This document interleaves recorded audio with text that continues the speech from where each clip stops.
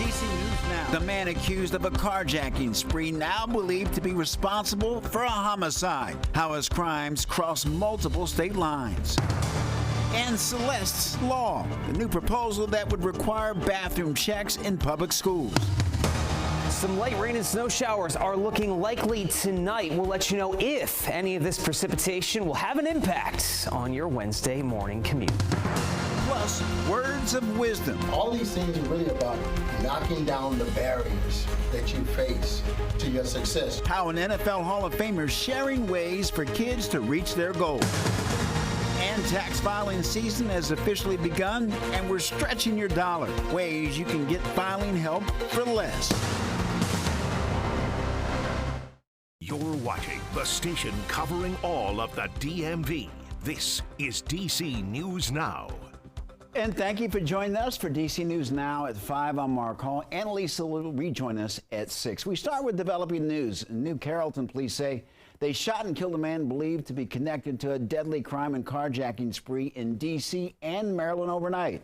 A lot to comb through tonight, starting with a rough breakdown of the timeline. DC police responded to a shooting on K Street last night.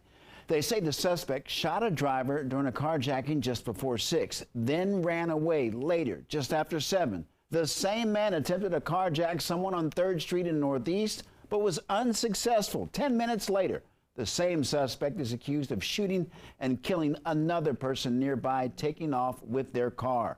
Police say they found that car abandoned in Prince George's County, and the man sold another car in Prince George's County, and then later carjacked a rideshare driver driving a Nissan.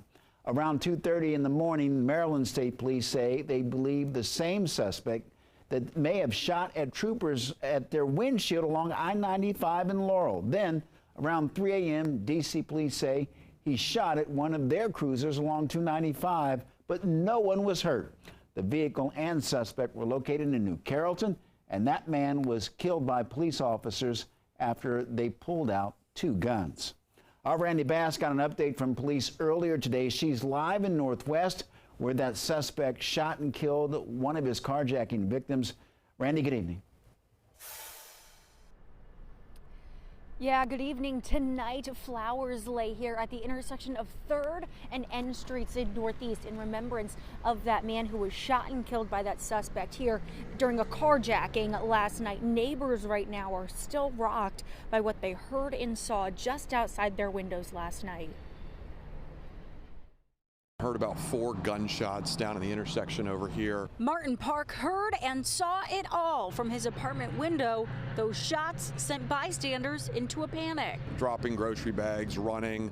Seemed like a lot of people, whether they're on different blocks, didn't totally realize what had happened and called 911 shortly thereafter. Had to wait a little bit to get an operator, but then fairly quickly after that, a bunch of squad cars started arriving. Police on scene connecting this homicide to the string of other carjackings and attacks on innocent victims, and law enforcement across Maryland and D.C. overnight. You always have to be aware of your surroundings. And neighbors here say this is a busy area of the Northeast D.C. neighborhood. To go to the metro stop, to go to the grocery, to go anywhere. This is the path that all of us in Noma take every day. It could have happened to any one of Shelly Jock's neighbors. My prayers are with family of the man that passed away.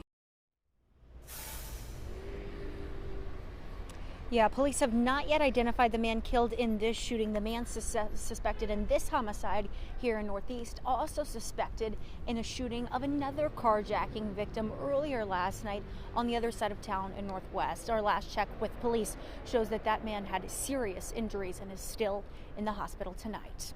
Live in Northeast, I'm Randy Bass, DC News Now. All right, Randy, thank you. Taking a live look at the Washington Monument, where tonight we had a cloudy day with some mild temperatures, but could rain be on the way? Let's head over now to meteorologist Damon Madsen with a check on the forecast. Damon, how are things looking this evening? Well, Mark, you saw it right there. Those clouds, they've been stubborn all day, and they've had an impact on our conditions, even though, relatively speaking, our conditions have been quiet throughout the day. A little bit of wind, a little bit of chill to the air. But at the end of the day, these high temperatures that we saw across the region, low to mid 40s, all the way across the DMV, it's not too far off from where we should be here in these last couple of days of January. Could be much colder.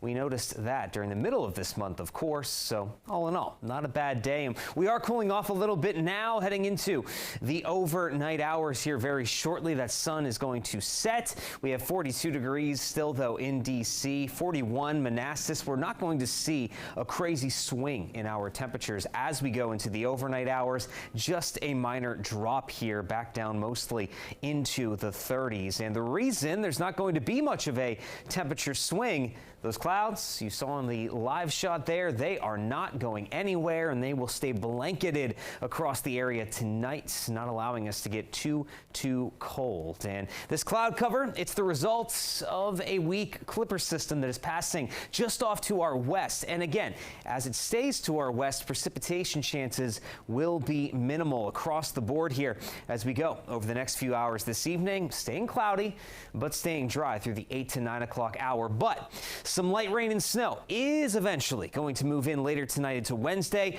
Who's most likely to end up seeing that light precipitation? And is this the only storm system that will impact the area this week? We'll have a full check of your forecast coming up here in just a bit. All right, Damon, thank you. Well, new tonight, Mayor Muriel Bowser is withdrawing her nomination for Christopher Rodriguez, who has been the acting technology officer. This comes after Rodriguez was arrested last November following an alleged domestic dispute with his wife at their home. All charges were later dropped, and our political and government reporter Leonard Fleming was the first to report this story on X. He's live at the Wilson Building. And Leonard, what happens next for the position? Mark, Christopher Rodriguez was essentially serving in two roles for the mayor, the first being the assistant city administrator. But sources tell DC News Now that the mayor received serious pushback from council members in the last few days to pull the nomination of Rodriguez for technology czar. An email titled "The Clock is Ticking" circulated among council members that Mayor Bowser was pulling the nomination of Christopher Rodriguez to be the permanent technology officer. The email stated that if the mayor hadn't withdrawn it by Thursday, there would be a disapproval resolution put forth by members of council. So today, the mayor wrote a letter to Council Chairman Phil Mendelson that the nomination is pulled. Rodriguez was named acting technology officer last October, but a month later got caught up in scandal regarding the alleged domestic dispute with his wife. He also served as the district's Homeland Security and Emergency Management Agency director. Rodriguez has been on leave since the incident happened in October, and we were unable to reach him for comment. Mark? Well, Leonard, this is another setback for the mayor who, as you know, has had other problems with top officials in her administration.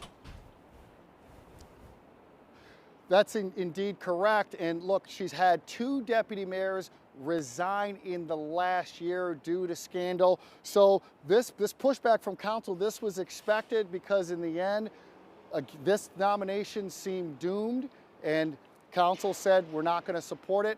The mayor had to pull it back. Reporting from the Wilson Building, Leonard N. Fleming, DC News Now. Back to you.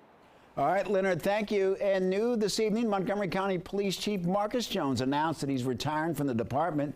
Jones became the 17th police chief in November of 2019. He began his career with the department in September of 1985. His retirement will start on July 1st. When reflecting on his decision to retire, Jones said it has been an honor to lead such a dedicated and talented police department.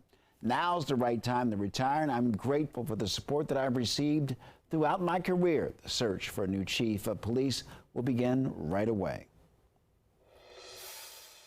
Sexual assaults in school bathrooms across the state are prompting lawmakers to put protections in place for students. A bill proposed by Delegate A.C. Cordova would require school resource officers to check school bathrooms every 30 minutes. Our Northern Virginia reporter Haley Milan explains the proposal and why one victim's family says it's not enough.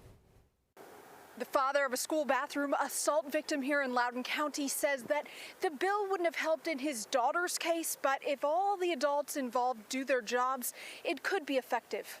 These kind of tragedies should not be happening in our public schools. An alleged sexual assault of a 6-year-old girl in Hampton, Virginia, and a teen sexually assaulted in Loudoun County, sparking nationwide outrage. Both 2021 incidents taking place in school bathrooms. There was no monitoring. No one was monitoring. The very tragedies that Delegate A.C. Cordova's bill aims to prevent. With this, they'll know that they're basically there to stop sexual assault. The bill introduced this month would require school boards to implement policies requiring that school resource officers check school bathrooms every 30 minutes. I think it's a step in the right direction, but... Scott Smith, the father of the Loudoun County assault victim, says the requirement wouldn't have stopped what happened to his daughter. A special ed teacher walked into the bathroom, saw 2 pairs of feet, walked out, and allowed the rape to continue. And then when the sexual assault was reported, the SRO did not believe my daughter and allowed the predator to roam the school the entire rest of the day. A special grand jury found that the Loudoun School Division mishandled several assaults that year, including the assault of Smith's daughter. Cordova's bill presumes that SROs will act appropriately. And SROs should know that if you see two pairs of legs in a stall, that you're supposed to do something, because there's nothing being learned in there. A spokesman for the sheriff's office here in Loudoun County says that Sheriff Mike Chapman wouldn't support checks every 30 minutes as it's not practical to sustain throughout the day. This bill has been referred to the House Committee on Education. In Loudoun County, I'm Haley Milon, DC News Now. All right, thanks to Haley. To West Virginia, a swatting incident at an elementary school in Charlestown last week has prompted the call for school resource officers. State Auditor J.B. McCuskey met with Berkeley County's new sheriff, Rob Blair, in hopes of enlisting off-duty law enforcement and retired veterans to step into the role. Right now, there are no school resource officers across the Mountain State.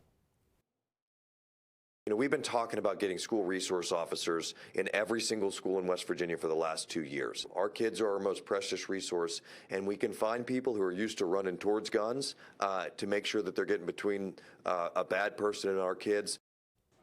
McCuskey says the county could model a pilot program for the entire state.